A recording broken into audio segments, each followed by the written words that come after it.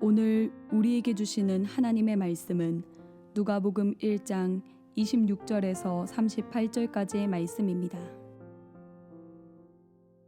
여섯째 달에 천사 가브리엘이 하나님의 보내심을 받아 갈릴리 나사렛이란 동네에 가서 다윗의 자손 요셉이라 하는 사람과 약혼한 처녀에게 이르니 그 처녀의 이름은 마리아라. 그에게 들어가 이르되 은혜를 받은 자여 평안할지어다. 주께서 너와 함께 하시도다 하니 처녀가 그 말을 듣고 놀라 이런 인사가 어찌함인가 생각하매 천사가 이르되 마리아여 무서워하지 말라. 내가 하나님께 은혜를 입었느니라. 보라 내가 잉태하여 아들을 낳으리니 그 이름을 예수라 하라. 그가 큰 자가 되고 지극히 높으신 이의 아들이라 일컬어질 것이요 주 하나님께서 그 조상 다윗의 왕위를 그에게 주시리니 영원히 야곱의 집을 왕으로 다스리실 것이며 그 나라가 무궁하리라. 마리아가 천사에게 말하되 나는 남자를 알지 못하니 어찌 이 일이 있으리이까. 천사가 대답하여 이르되 성령이 내게 임하시고 지극히 높으신 이의 능력이 너를 덮으시리니 이러므로 나실 바 거룩한 이는 하나님의 아들이라 일컬어지리라. 보라 내 친족 엘리사벳도 늙어서 아들을 배었느니라. 본래 임신하지 못한다고 알려진 이가 이미 6달이 되었나니 대저 하나님의 모든 말씀은 능하지 못하심이 없느니라. 마리아가 이르되 주의 여종이오니 말씀대로 내게 이루어지이다 하매 천사가 떠나가니라. 이는 우리에게 주시는 하나님의 말씀입니다. 아멘.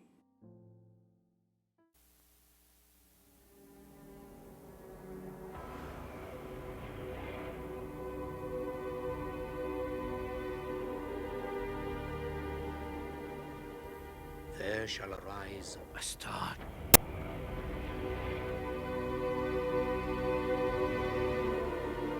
All of them talk of this prophetic king, this man who will defeat me.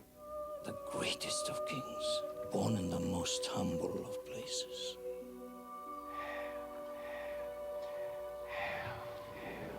Do not be afraid, Mary. You have found favor with God. You will give birth to a son.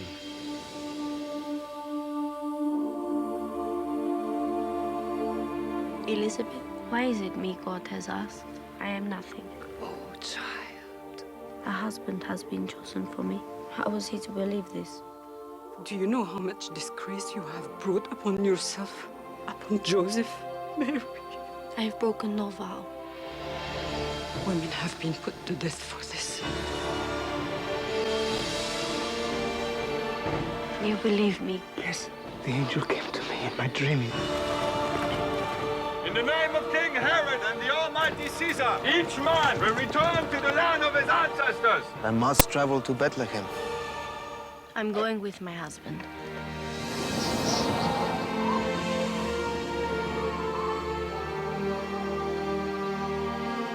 How do we raise such a child? I wonder if I will even be able to teach him anything.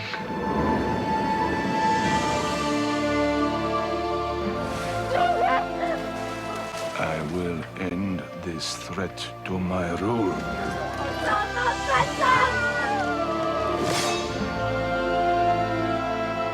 I ask not your home, but any place you have. Please, is there a place for us?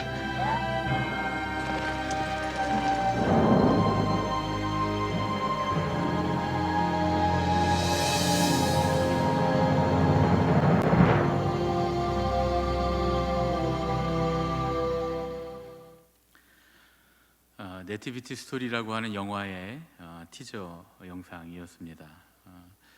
이 영화에 나오는 마리아는 그동안 우리가 알고 있던 그 순종적이고 그런 이 수동적인 그런 모습의 마리아가 아니라 자기 스스로 자기의 삶을 선택하는 그리고 예수님의 어머니가 되기로 선택하는 그런 능동적인 그런 여성의 모습을 그리고 있습니다.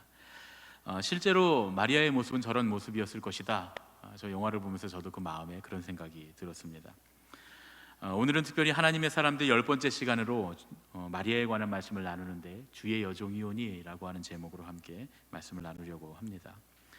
마리아의 생애를 보면 마리아는 높여진 자였습니다. 그 이름 마리아라고 하는 말의 뜻이 높여진 자라고 하는 뜻입니다. 나사렛 북쪽에 있는 세포리스라고 하는 동네에서 태어났고 유다 지파의 다윗 가문에서 태어났는데 유다 지파 다윗 가문의 요아킴과 안나라고 하는 두 사람의 딸로 태어났습니다. 마리아가 살던 시대적인 배경은 헤롯 대왕이 통치하던 시기입니다. 첫 번째 헤롯 왕이죠. 그 헤롯 대왕이 갈릴리 유대 지역을 통치하던 그런 시기로 당시의 기근이 매우 심각했다고 그렇게 알려져 있습니다. 그리고 주전 5년경에 로마 황제였던 가이사 아구스토가 로마의 통치 지역 전역에 호정령을 내립니다.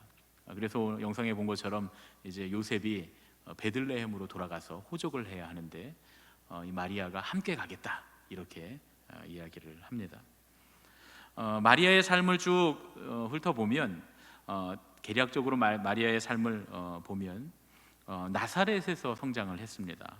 주전 5년경에 다윗의 자손인 목수 요셉과 약혼을 했습니다. 지금부터 영상을 하나씩 보여주셔야 되는데요. 수태고지라고 하는 그런 이 수태고지는 천사 가브리엘이 마리아에게 와서 이제 구세주를 낳을 것이다라고 고지하는 수태고지라고 하는 아주 유명한 그림입니다. 두 번째로는 동정녀라고 하는 그림인데요. 결혼 전에 천사 가브리엘이 나타나서 예수님의 동정녀 탄생을 예고를 합니다. 그러니까 오늘 우리가 읽은 말씀처럼 주의 여종이오니 주의 뜻대로 이루어지이다 하고 주님의 말씀을 받아들입니다. 다음 장면은 이제 엘리사벳을 만나는 장면인데요. 보면 그림으로 태중의 아이들이 있지요. 엘리사벳의 태중에 있는 아이가 누굽니까? 세례 요한이고요. 마리아의 태중에 있는 아기는 바로 예수님이십니다. 누가 엘리사벳이고 누가 예수님인지 마리아인지 딱 보면 아시겠죠? 조금 더 나이가 든 사람이 엘리사벳이고 그리고 좀 젊은 사람이 마리아입니다. 두 사람은 사촌지간으로 그렇게 알려져 있습니다. 그래서 사촌끼리 이렇게 만났는데 그 아기들도 함께 만나서 기뻐 뛰놀고 엘리사벳이 예수님께서 구세주께서 태중에 계신 것을 알고 하나님께서 그에게 은혜를 주셔서 이 엘리사벳도 예언자 중에 한 사람이죠. 그래서 하나님께서 주시는 이 성령에 감동돼서 이 구세주와 마리아를 찬양하는 그런 찬양을 노래를 부릅니다.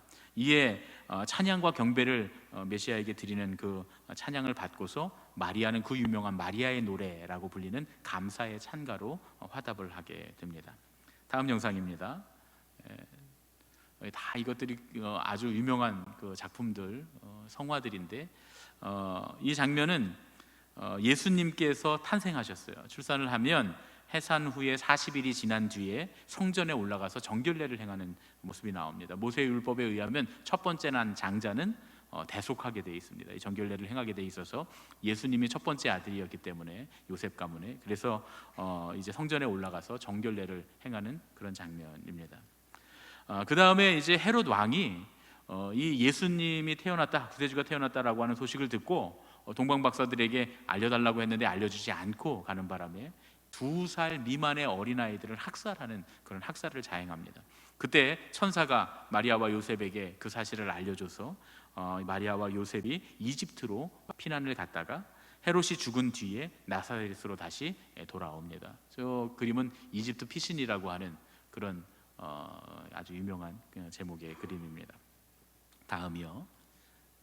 다음 그림 보면 이건 아시죠? 유월절에 온 가족이 유월절 예배를 드리기 위해서 예루살렘에 갔다가 돌아오는데 예수님을 잃어버립니다. 예수님을 잃어버리고 사흘 만에 다시 예수님을 찾으러 갔더니 예수님께서 성전에서 학자들과 대화를 하시는, 토론을 하고 계시는 장면을 보게 됩니다. 랍비들과 토론하는 그런 예수님의 모습이 저기 담겨져 있습니다. 그 다음 예수님이 18세가 되던 해에 요셉이 사망을 합니다. 이건 이제 전승에 의하면 그렇다 그래요. 성경엔 나와 있지 않지만 전승에 의하면 예수님이 18살이 되시던 해에 요셉이 죽습니다. 이때부터 공생의 전까지 예수님께서는 마리아를 부양하시는데요. 예수님께서 마리아를 부양하시는 그 동안에는 목수로서 일을 하십니다.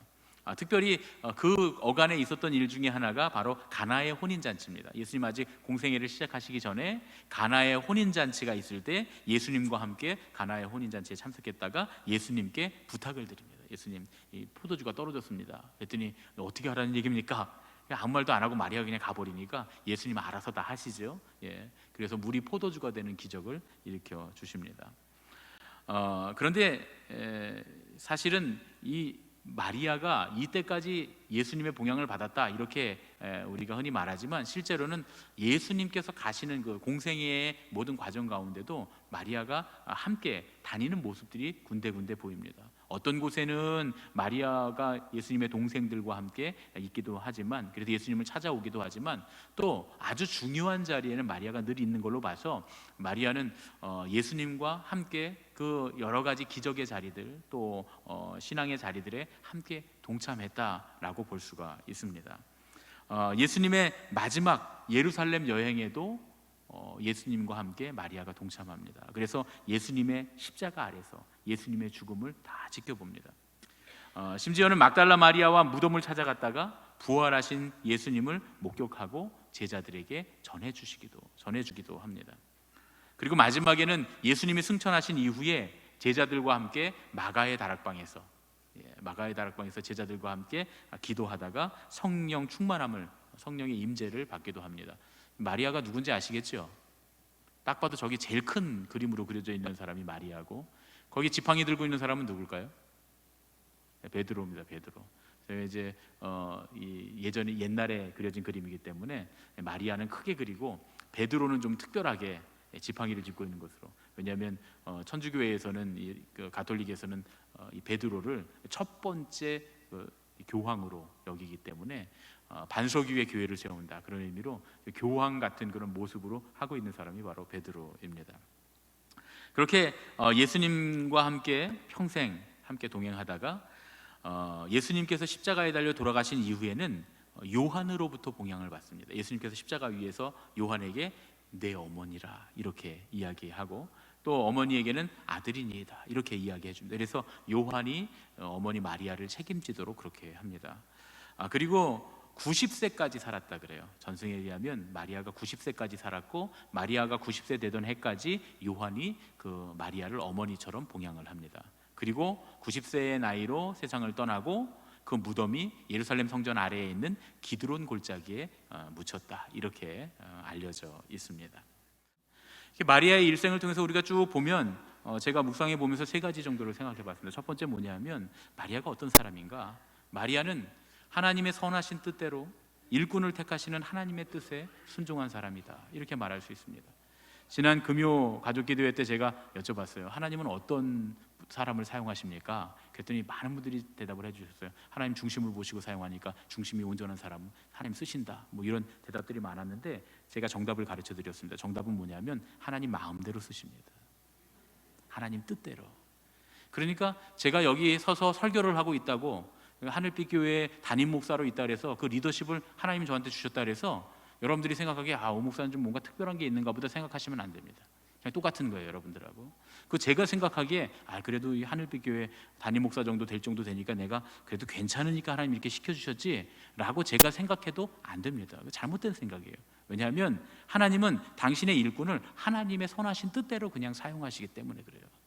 그러니까 우리가 어떤 일을 맡았다고 해서 하나님이 나를 좀 또 괜찮은 사람으로 여기시는구나 라고 착각한다거나, 혹은 어떤 일을 맡지 못했다고 해서 하나님 왜 이 일을 나를 안 시키시냐고 하나님한테 항변하고 원망하고 불평할 필요가 없다, 그런 얘기죠. 하나님은 하나님 하시는 그 일이 선하시는 거예요. 나를 택하셨든 하나님 나를 택하지 않으셨든 하나님은 하나님 자체로 선하신 분이십니다. 그러니까 하나님 선하신 뜻대로 일꾼을 선택하시는 거예요. 그런데 하나님 선하신 뜻대로 일꾼을 선택하실 때 우리는 불만이 생길 수가 있어요. 그럼에도 불구하고 하나님 선하십니다. 마리아에게 맡겨진 이 일은 마리아의 신상에 있어서는 참 불미스러운 일일 수 있습니다. 큰 오해를 받아야 되는, 처녀가 아이를 잉태하는, 그것도 약혼한 처녀가 아이를 잉태하는, 그 약혼한 남편의 약혼자의 아이가 아니라 다른 아이를 잉태해야 되는 아주 불미스럽고 오해받을 만한 일을 당해야 되는 겁니다. 그런데 그 일을 당하면서 하나님 선하십니다, 하나님 당신의 여종이오니 하나님 당신의 뜻이 이루어지길 원합니다 라고 말하기 쉽지 않은 일이죠. 그런데 그럼에도 불구하고 마리아는 하나님 선하심을 인정하고, 그리고 당신의 여종이오니, 하나님 저는 주님의 여종입니다, 주님께서 하시는 모든 일은 종으로서 제게 선한 일이고 당연한 일입니다, 마땅한 일입니다, 주님만이 옳으십니다, 주님의 뜻대로 이루어질 것을 믿습니다 하고 받아들입니다.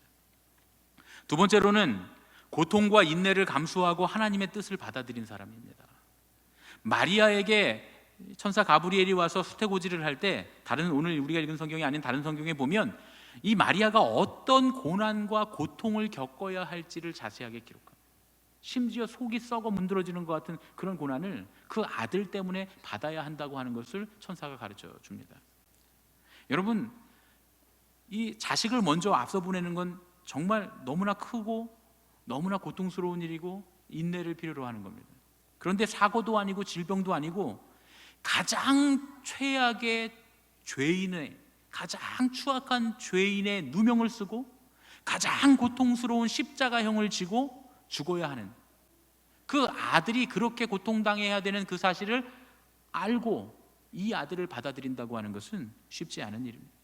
이 아들 때문에 얼마나 극심한 고난과 고통을 겪어야 되는지 안다면, 하나님 이 아들은 나한테 주지 마십시오, 딴 사람한테 주십시오 라고 말했을 것 같습니다. 그런데 그럼에도 불구하고 마리아는 주님의 여종이오니 주님의 뜻이 이루어질 것입니다, 당신의 여종이오니 당신 뜻대로 하옵소서 하고 고통과 인내를 감수하고 하나님의 뜻을 받아들입니다.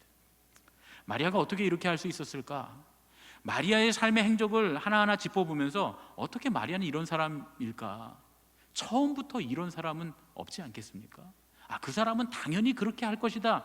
여러분, 이 세상에 당연한 게 어디 있습니까? 그렇죠? 똑같은 고통을 다 당하고 감내해야 되는 일입니다. 자녀들이 생각할 때 부모님들이 아이를 키우는 일은 쉬웠을 거라고 생각을 해요. 아주 쉬웠을 거라고 생각합니다. 우리는 저절로 자라났다고, 부모님들이 이렇게 고생 안 하고 저절로 자라났다고 그렇게 아이들은 주로 생각합니다. 그런데 그 아이가 장성해서 결혼을 해서 아이를 낳아보면 그때서야 압니다. 아니, 우리 부모님은 나를 어떻게 키웠지? 이렇게 힘든데 어떻게 키웠지? 그러나 그 고통을 다 겪고 나서야 알게 되는 것이죠.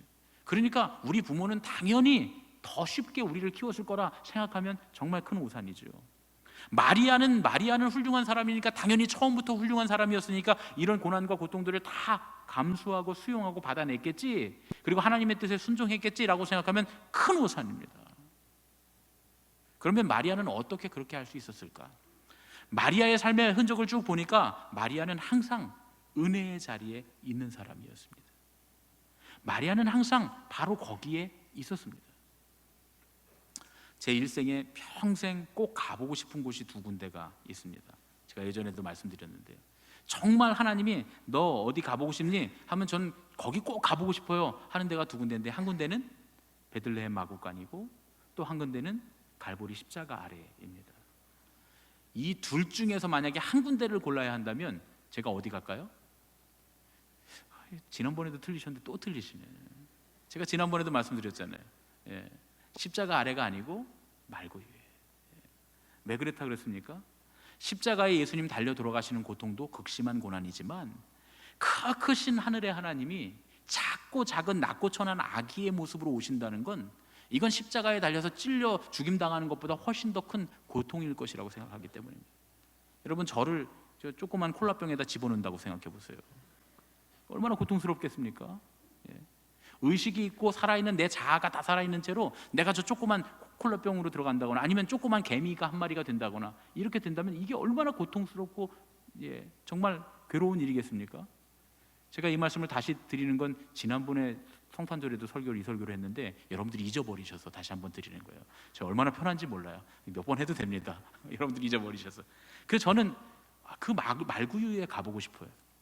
그런데 참 놀랍게도 제가 너무나 가보고 싶은 그 두 곳, 예수님이 태어나신 말구유와 예수님 십자가에 달려 들어가신 그 고난의 갈보리 언덕, 그 두 군데에 다 있었던 사람이 한 명 있습니다. 인류 역사에 단 한 사람만 그 두 자리에 다 있었습니다. 누굽니까? 마리아죠. 마리아만이 인류 역사 가운데 말구유 앞에도 있었고 그리고 갈보리 십자가 앞에도 있었습니다. 마리아는 정말 진짜 은혜의 자리에 다 있었던 사람입니다. 십자가로부터 시작해서 그리고 예수님의 이적이 일어나는 모든 자리, 가나의 혼인잔치라든가 또 심지어는 예수님 돌아가신 십자가 아래 예수님 부활하셨던 그 무덤에도 있었고 그리고 성령이 내려오시던 그 마가의 다락방에도 마리아가 있었습니다. 한 수도원에 젊은 수도사가 한 명 들어옵니다. 어느 날부턴가 수도원의 수도사들이 수도원을 하나씩 떠나가기 시작합니다. 꽤 많은 사람들이 수도원을 떠나는데도 수도원장이 그들을 잡으려고 하지 않는 거예요. 제가 목회하다 보면 그런 일들이 종종 있습니다. 물론 우리 교회는 왔다가 가시는 분이 별로 많지는 않습니다. 제가 와서 3년 동안에 왔다가 가신 분은 별로 없어요. 나가시는 분들이 별로 없는데 그런데 목회하다 보면 가시는 분들이 종종 있을 때가 있어요. 그러면 찾아와서 그런 분들이 있어요. 왜 안 잡냐고, 왜 안 붙잡냐고. 이 수도원의 수도사가 똑같은 얘기를 하는 거예요. 원장님, 왜 안 붙잡습니까? 왜 수도원은 떠나는 수도사들을 잡지 않는 겁니까? 그랬더니 이 수도원장이 한참 뭔가를 생각하더니 이렇게 말합니다. 수도사님, 사냥터에 가면 사냥개들이 많이 있습니다. 그런데 그 중에서 한 마리가 토끼를 보게 되면 크게 짖으면서 토끼를 쫓기 시작합니다. 그러면 그 모습을 보고 다른 사냥개들이 일제히 다 일어나서 그 뒤를 따라갑니다. 그런데 시간이 조금 지나면 이 사냥개들이 하나둘씩 포기하기 시작합니다. 토끼를 못 본 개들은 조금만 어려움이 있어도 금방 포기하고 맙니다. 하지만 맨 처음에 토끼를 쫓아갔던 그 사냥개는 다릅니다. 직접 토끼를 보았기 때문에 어떤 어려운 문제가 닥친다고 해도 끝까지 토끼를 쫓아갑니다. 이 말을 들은 젊은 수도사는 더 이상 따지지 않고 질문을 멈추고 하나님을 만나는 자기 자리로 조용히 돌아갔다. 그런 얘기입니다. 정말 많은 사람들이 하나님 나라를 향해 가는 길을 걸어갑니다. 우리 모두는 다 지금 하나님 나라를 향해서 걸어가고 있습니다. 그런데 진짜 하나님 나라에는 누가 도착해 있을까요? 하나님 나라를 맛본 사람만, 하나님의 나라를 본 사람만 거기에 분명히 들어가게 될 겁니다. 여러분, 순종도 순종해서 은혜를 받아본 사람만 순종할 수 있습니다. 믿음의 결단도 믿음의 결단을 해서 하나님의 은혜를 경험해 본 사람만 믿음의 결단을 할 수 있는 거예요. 하나님을 경험하고 성령님을 직접 체험한 사람들만이 하늘나라를 향해 가는 여정이 아무리 힘들고 어렵고 괴로워도 포기하지 않고 끝까지 마칠 수 있는 겁니다. 우리 감리교회 4대 지표가 뭡니까? 성서, 전통, 이성, 체험, 이 네 가지가 우리 감리교회 4대 지표입니다. 우리는 이 네 가지를 아주 중요하게 생각합니다. 말씀, 성경을 중요하게 생각하고 그 다음에 우리 교회 안에 이루어지고 있는 그 교회의 사도적인 전통들, 우리 신앙의 전통들을 중요하게 생각합니다. 그리고 그 다음에 중요하게 생각하는 게 이성입니다. 이성적으로 바른가 바르지 않은가, 그리고 마지막으로 체험을 중요하게 생각합니다. 사실 성서와 전통, 이성과 체험은 서로 반대되는 개념이 될 때가 많은데 그럼에도 불구하고 성령님을 체험하고 신앙의 체험이 없으면 진짜 신앙인은 아니다, 그런 얘기죠. 이성으로 판단해서 올바르고 그것도 중요하다, 그러니까 아주 중요합니다. 그러나 체험이 없이는 진짜 신앙인은 아니다, 그런 얘기죠. 여러분, 남이 해준 얘기나 머리로 계산한 신앙으로 천국에 못 들어갑니다. 오직 하나님을 경험하는 온전한 신앙만이 우리를 천국으로 이끌고 가는 거죠. 질문을 멈추고 하나님을 만나는 그 자리로 돌아갔던 젊은 수도사처럼 우리도 주님을 만나는 자리로 가야 되는 거예요. 마리아의 삶을 쭉 되짚어 보니까 마리아가 예수님 이전에도, 예수님 탄생 이전에도 은혜의 자리에 늘 있었는가, 이 내용은 성경에 나오지 않지만 예수님이 탄생하는 그 시점부터 마리아에게 이 이야기가 나오기 때문에 그 이전은 어땠는지 알 수 없지만 마리아의 그 이후의 행적을 보면 마리아는 늘 은혜 받는 자리에 가 있었던 사람인 것이라고 추측할 수 있습니다. 언제나 은혜의 자리에 마리아는 가 있었습니다.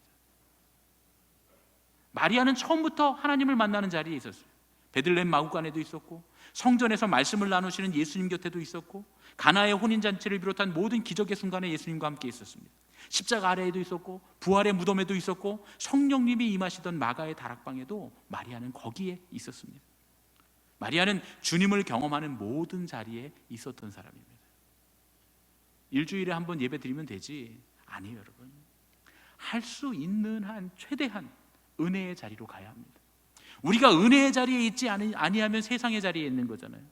세상의 자리에 많이 있으면 많이 있을수록 하나님 나라를 보지 못하고 세상으로 갈 가능성이 더 많이 있습니다. 지난 주간에 조은누리라고 하는 그 여학생이 마침 발견이 돼서 열흘 만에 지금 건강하게 잘 해서 퇴원을 앞두고 있다고 소식을 들었습니다. 얼마나 마음이 좋은지 몰라요. 처음에 여학생 하나를 잃어버렸다는 그 뉴스를 보고서 마음이 너무 아픈 거예요. 보니까 우리 아들 또래 정도 되는 그런 이 청소년 아가씨인데, 이 학생이 약간 그 정신지체 장애도 있다고 하죠. 그래서 지체 장애가 있는데 엄마를 따라서 산을 올라가다가 벌레가 너무 많다고 내려갔다는 거예요. 그런데 왜 길을 잃어버렸습니까? 나중에 알고 보니까 그냥 내려갔으면 괜찮은데 내려가지 않고 다시 엄마를 따라서 다시 올라왔다는 거예요. 그런데 이렇게 갈라지는 길에서 엄마는 왼쪽 길로 갔는데 자기는 오른쪽 길로 갔다는 거예요. 그 오른쪽 길로 간 것만 해도 어떻게 될 수 있는데 그 길에서 벗어나서 아주 숯불 속으로 들어가 버리게 됩니다. 그러면서 열흘 동안 못 찾았어요. 여러분, 등산을 하라고 우리가 등산을 가면 등산로가 있습니다. 등산로에는요, 여러분 그 세이프티 라인이 있어요. 안전선이 있습니다. 그거를 이렇게 끈으로 쭉 묶어 놓기도 했고요. 또 끈이 아닐 때는 어떻게 합니까? 끈으로 이렇게 좀 짧게 해서 나무에다 묶어 놓잖아요. 그래서 듬성듬성 나무에다 그 리본을 묶어 놓은 걸 보고, 아, 이게 지금 등산로구나 하고 따라 올라갔다 내려오도록 그렇게 표시를 해 놨습니다. 그런데 여러분 생각해 보세요. 그 리본이, 이 안전선 리본이 멀찍이 떨어져 있을수록 등산로를 올바로 따라가기가 어렵습니다. 나무마다 쭉 붙어 있으면 너무 쉽죠. 그 길 따라서 쭉 안전하게 갈 수 있을 겁니다. 여러분, 우리 신앙도 마찬가지입니다.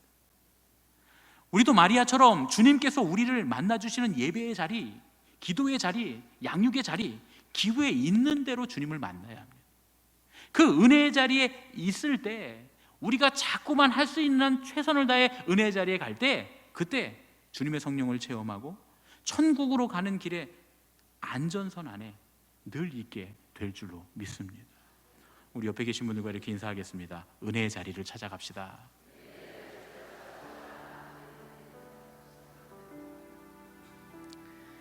은혜의 자리를 찾아갑시다. 일주일에 한 번 교회 나오는 거 부족합니다. 어떻게든 은혜의 자리로 찾아가야 됩니다. 은혜의 자리가 있다고 하면 찾아가야 됩니다. 물론 그렇다고 해서 막 이단들 쫓아다니고 밖에서 하는 성경 공부 쫓아다니라는 그런 말씀은 아닙니다. 은혜의 자리가 열렸을 때 언제든지 마다하지 않고 그곳에 달려나갈 수 있는 믿음이 우리에게 있을 때, 그때 우리의 신앙은 안전하게 되는 줄로 믿습니다. 그곳에 가야, 자주 가야 성령님을 체험할 기회도 많고 신앙을 체험할 기회도 많고 순종할 기회도 많습니다. 그렇게 될 때 비로소 우리는 하나님 나라를 경험하게 되고 결국 그 하나님 나라에 들어가게 될 줄로 믿습니다. 은혜의 자리를 찾아가는 저와 여러분 되시기를 예수님의 이름으로 축원합니다. 아멘. 내 삶의 이유로 함께 찬양하고 봉헌하고 기도하겠습니다.